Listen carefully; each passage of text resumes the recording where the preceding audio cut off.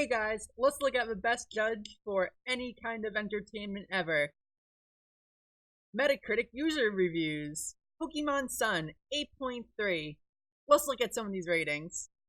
This is my first Pokemon game and I love it. From the characters to different Pokemon, this game is amassing. The only problem is the battles feel too easy. 20 out of 21 users find this helpful. Astonishing! Let's find something a little bit more controversial though. 5. Pokemon Sun and Moon are mediocre as Pokemon games, are mediocre as RPGs, and are mediocre as games. With the series conventions, many people rate this game with the expectations they have from the past games, rather than rating them entirely as a game. People ignore the fact that the stat system has mostly stayed the same since 1996, showing its age in obtrusive modifiers like IVs. People ignore that the 4-move turn-based combat has not evolved one bit, meaning each and every iteration so far has really only added more gimmicks and RNG. People ignore that the story is much the same as a bad children's cartoon. So what does Sun and Moon do to break from the conventions of the previous games and improve its core? Nothing. What does it have over X and Y? That's what most people's types was rooted in. Really, the only true difference is that Sun and Moon are more wacky. For every functional improvement in Sun and Moon, they seemingly removed 2 that came from X and Y. They introduced bottle caps as a half measure of fixed IVs instead of just removing them, or removed super training, a genuinely positive feature that was there to affect with somewhat hidden EVs. We also removed the PSS, the best online integration in a Pokemon game ever, in favor of the dreadful Festival Plaza, which makes you run around like a fool and go through loads of UI to do the most basic things. The game forgoes the 8-gem model of past games, which I thought would be a positive step, but replaced 2 of these trials, which resemble MMO quests, but managed to be less interesting and fun. Game Freak has proved that they have no interest in improving the fundamental game design of the series, but instead want to focus on flashy, promotional gimmicks which will sell the game. This is evident in the Z moves, which are just more powerful moves with ridiculously long animations. Forgetting the series conventions, let's think of Sun and Moon as any other RPG and judge it as such. As a game, there is no better word that comes to mind than lazy. It's extremely linear, the story is piss poor, and worst of all, it doesn't even run on its system. Even in normal gameplay, it can chug. You especially don't want to go on a multiplayer double battle.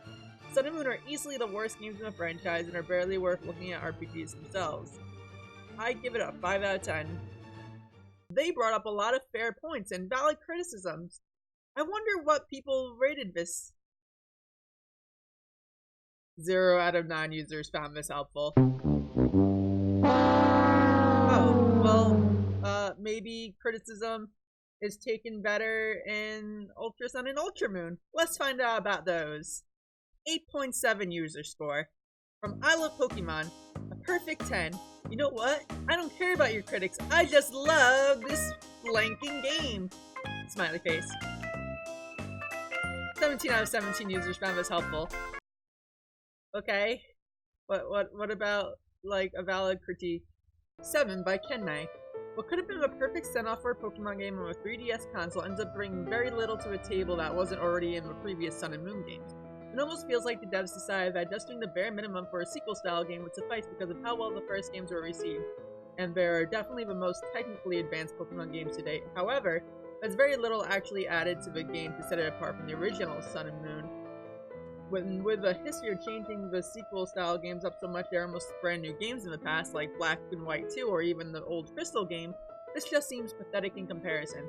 The game gets a 7 because the original Sun and Moon were awesome and really moved the series forward in technology. Beyond the original games, there's really no reason to buy this one. It's basically the same thing. Wow, that seems really fair and valid again. I wonder what kind of feedback he got. 3 of 26 users found this helpful. Maybe there's a problem here. Maybe there's a problem with the Pokemon community in taking criticism. Well, let's see how Sword and Shield's gonna hold up.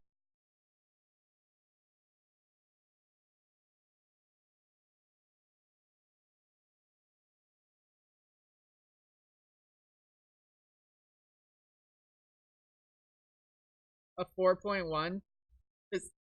There has to be a mistake, right? This is the Pokemon community we're talking about. What's happening here? What's going on? 2. A disappointing on-rail steamroll from start to finish. Even ignoring the Pokédex cut, the story is a mess. The game is linear, there's nowhere near enough content to justify the price being marked up on the 3DS game. 58 out of 79 users agree. 0! I go back and play a great Pokemon game. Not like this one. I have to tell Game Freak you have to work hard and promote your skill. Compared to Dragon Quest XI, you really disappoint me a lot. Don't let my fans down again. 66 out of 90. 2. The game's a buggy mess with a terrible plot. Multitude of insane design choices like locking volume controls behind a random NPC or evolution methods, more complex and arcane summoning rituals. The game also has issues with popping and lag. Even worse is the fact there was a bugged out nuclear SD card and possibly brick your Switch. 55 out of 75 users agree. 0! It's very clear Game Freak denied even try when making this game. It's really sad because I've always been a huge Pokemon fan. I played 2 hours of this game and I don't think I'll be playing any more of it. 2 hours! 32 out of 44. Oh, hi, I'm in my X90. Yeah, it's a bit rough around the edges, but the point made by the negative people don't stand. The dex cut was needed. Balancing 890 Pokemon is an impossible task. The animations are fine, but most importantly, the game is fun. 24 out of 135 users find this helpful.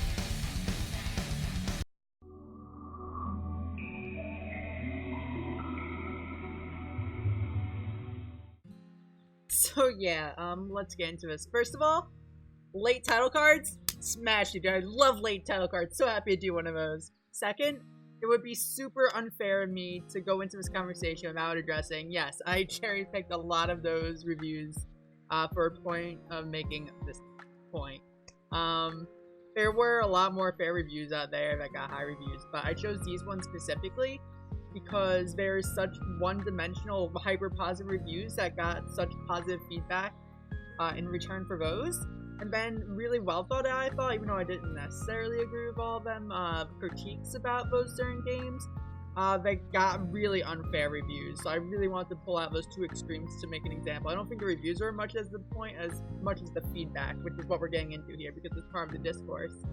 I think with Sword and Shield, we really, I mean, you just saw it, really hit a change in the Pokemon community here. Like, that is a 180. I'm not gonna sit here and say like these are fake fans who are just like coming in to just bash on the game even though I have no intention of playing it. I'm positive these people actually are Pokemon fans and they're just kind of disappointed. I mean, a lot of these are unfair reviews, like 2 hours. Oh, I played the game for 2 hours and it's the worst one I played. It's like 2 hours? Do you even get to a wild area within 2 hours?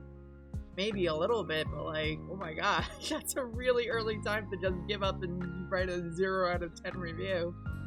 But that goes into it, like, people, I think maybe in general, just don't know how to write criticism or take criticism, which has always been an issue in the Pokemon community. Like, there are ways of making critiques without being, like, unabashedly, like, biased.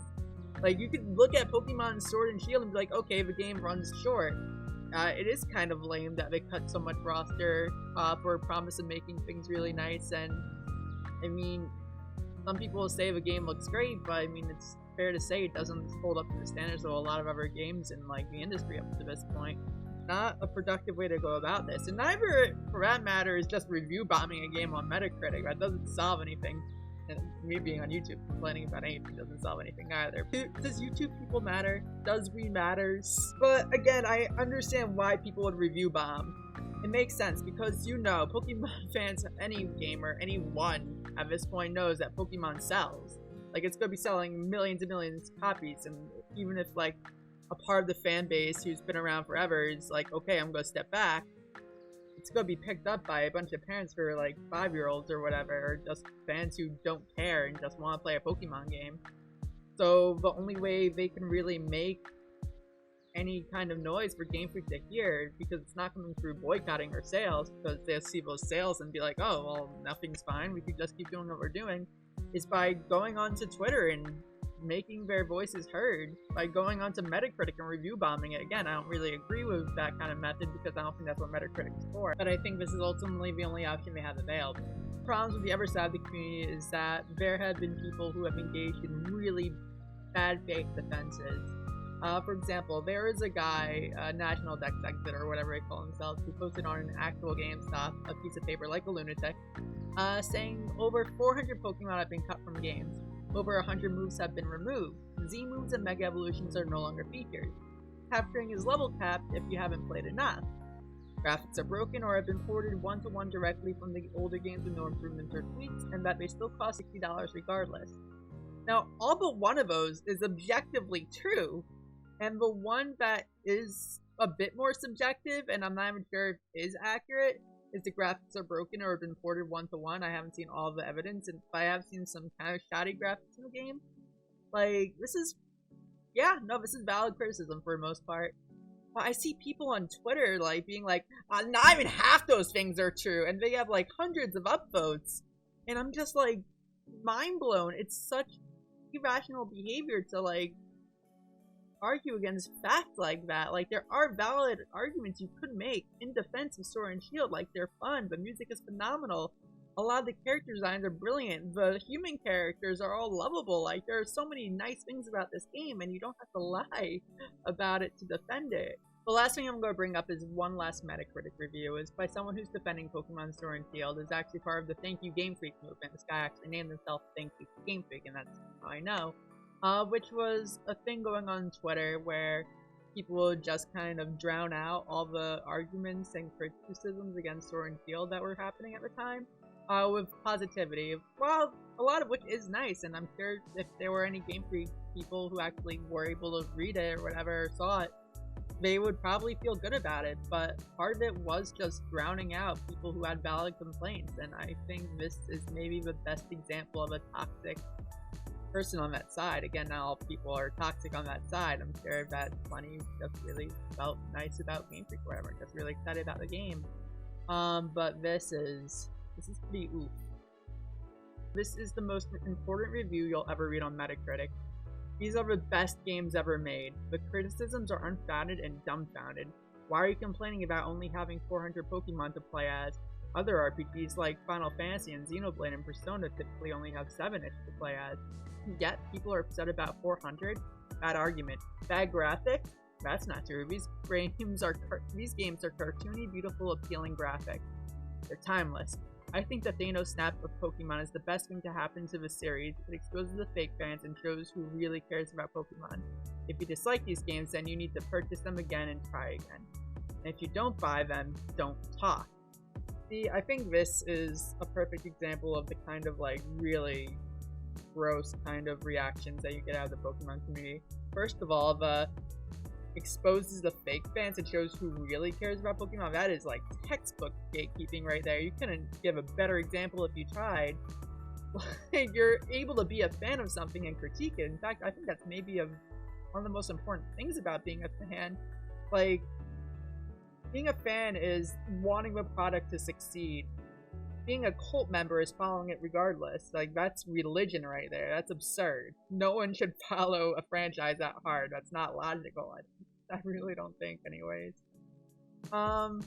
Most important review, whatever. These are the best games ever made. That is, this person needs to play more games. I honestly think that's either hyperbolic intentionally, or this person's only ever played Pokemon games. That's absurd.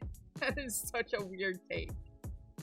But I mean, the things like only having 400 Pokemon. Pokemon has always been a series that's really dependent on roster. And honestly, I didn't really care about the National Dex thing. I'm actually kind of okay with the fact that they cut down the roster, because it does mean competitive balance becomes a little bit more interesting, opposed to like Heatran and Landorus everywhere.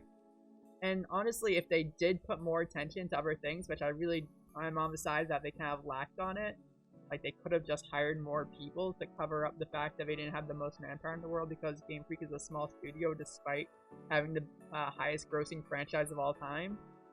Like, they could have done a little bit more. I mean, comparing it to Final Fantasy, Xenoblade, and Persona? Come on. Those games, those characters are important. They're not collectible, like, party members who are interchangeable and personality-less. They're all there for a reason. Typically. I don't really know why we have Yuffie. Yuffie seems a little bit superfluous. I'm sorry, Yuffie. I love you, I'm sorry! But the graphics are a mixed bag. I mean, it's dated. You can tell it's dated. The Switch has run much nicer games. It's okay to admit that. It's not the prettiest game in the world. It's fine. It's true. Pokemon was never about being the prettiest. It would just be nice if it were a little nicer looking. I think the biggest thing is, and if you don't buy them, then don't talk. Not buying them is talking. That's saying that you don't approve of it. And if you don't buy it and you've seen what it looks like, you don't need to play a game to understand the game. It helps a little bit, but it's not necessary. It's that silencing critics thing, which again I think goes into more of sometimes Pokemon, or maybe just all franchises, get treated as religions instead of just products that we consume. But that's just my take on it, guys. What do you think? Do you think there's a way for the community to kind of rationally go forward and just have more productive discourse? Or that's my take on it, guys. Tell me yours below. I'm sure half of you, if this gets any traction, will be throwing shit my way, but you know, it's fine. I expect it. This is life. But yeah, don't forget to hit the bell, subscribe, whatever. Do what you want. Be your own man. No gods, no masters!